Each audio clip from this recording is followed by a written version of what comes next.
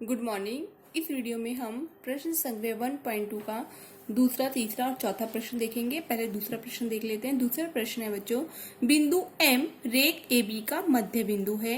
यदि AB की लंबाई 8 हो तो हमें रेख AM की लंबाई क्या करनी है, ज्ञात करनी है। तो उसके लिए पहले हम रेख AB बना लेते हैं, यानी रेखाखंड AB बना लेते हैं, AB है ना। और इस AB का इन्होंने बोला है मध्य बिंदु कौन है, M है, तो यहाँ पे मध्य बिंदु M। अब ये मध्य बिंदु M क्या करता है, इस AB रेखा को दो समान भागों में क्या करता है, बांटता है। ओके, उसके बाद AB की लंबाई कितनी दे रखी है, 8 है ना। तो यहाँ पर A और B यहाँ से लेकर यहाँ तक की जो लंबाई दे रखी है 8। तो हमसे पूछा है रेख AM की लंबाई ज्ञात करिए, यानी AM की जितनी लंबाई होगी उतनी ही BM की होगी, लेकिन यहाँ पर पूछा किसी का ये AM की। अब आप मुझे बताइए कि AB का अगर मान 8 सेंटीमीटर है तो इस AM आधे का कितना होगा, सिंपल 4 होगा, क्योंकि हमने क्या करा, उसको 2 से भाग कर दिया 8 को। तो कितना आएगा आंसर, 4। तो AM की लंबाई कितनी आ गई, 4। लेकिन हम इसको करके दिखाएंगे। कैसे दिखाएंगे, देखिए पहले हमें AB का मान 8 दिया है, तो यहाँ पे लिखेंगे लंबाई AB बराबर 8। ओके, उसके बाद AM की लंबाई पूछिए, तो यहाँ पे लिखेंगे लंबाई AM हमसे क्या पूछा है, पूछा गया है यहाँ पर। तो यहाँ पर हमें पता है कि AB का मध्य बिंदु कौन है, M है। AB का मध्य बिंदु कौन है, M है। तो यहाँ पे लिखेंगे कि बिंदु M रेख AB का मध्य बिंदु है, मध्य बिंदु है। इसलिए हम क्या करेंगे, AM का मान ज्ञात करने के लिए AB को 2 से क्या करेंगे, भाग देंगे। तो लंबाई AM बराबर लंबाई AB भाग का निशान 2। तो AB की लंबाई कितनी दे रखी है, 8 दे रखी है बच्चों। यहाँ B का मान कितना दिया, 8 लिखेंगे AB का, भाग का निशान 2। उसके बाद लंबाई AM पूछा है, तो 2 एकम 2, 2 चौक 8। तो लंबाई AM कितनी आ गई, 4 आ गई, यानी लंबाई AM का मान कितना आ गया हमारा, 4 आ गया। ठीक है, ये तो दूसरा प्रश्न हुआ। उसके बाद अब हम तीसरा प्रश्न देखेंगे। बिंदु P रेख CD का मध्य बिंदु है। यदि CP का मान 2.5 तो CD का मान ज्ञात करिए। तो सेम ये भी ऊपर वाले प्रश्न की तरह एक बार देख लेते हैं इसको भी। जैसे यहाँ पर हमें रेख CD दे रखी है, यहाँ पे लिखेंगे C, यहाँ पे लिखेंगे D। इनका मध्य बिंदु कौन है, P, यहाँ पर P है। ये मध्य बिंदु इस CD रेखा को दो समान भागों में क्या कर रहा है, बांट रहा है।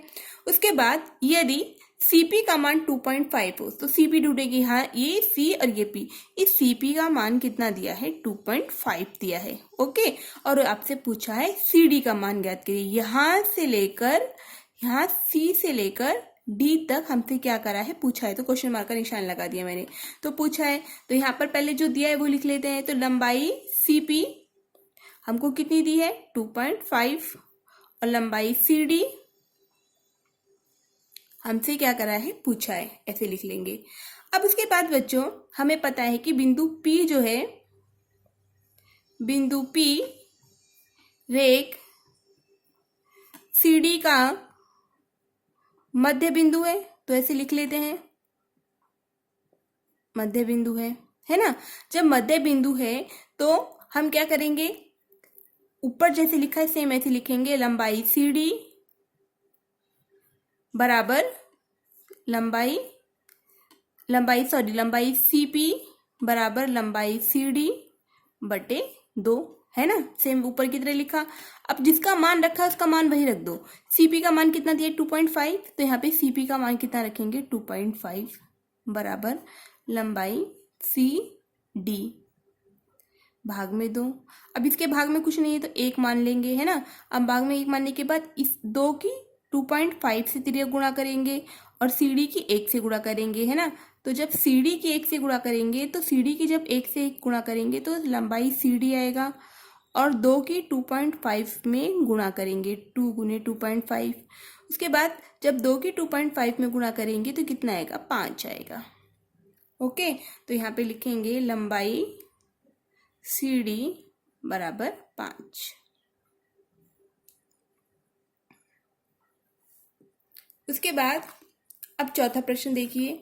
चौथे प्रश्न में बच्चों दिया है यदि ए बी बराबर 5 सेंटीमीटर और बीपी का मान दिया है 2 सेंटीमीटर और एपी का मान दिया है 3.4 सेंटीमीटर, तो रेखाखंडों की हमें क्या करनी है, तुलना करनी है। तो इस तुलना करने में बच्चों पहले हम लिख लेते हैं कि कौन सी संख्या बड़ी है। तो बड़ी कौन सी है, 5। उसके बाद कौन बड़ा है, 3.4।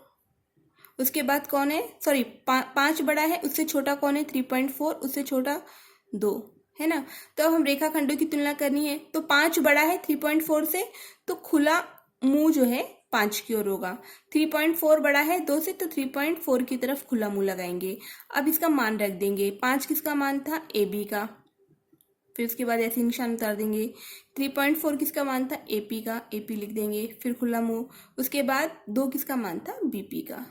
तो रेखाखंडों का क्रम हम लिखेंगे, रेखाखंडों का क्रम, रेख ए बी बड़ा है रेख एपी से, बड़ा है रेख बीपी से। ठीक है, इस तरीके से प्रश्न को करना है। इसके बाद आगे का भाग हम, आगे के प्रश्न हम अगले वीडियो में देखेंगे।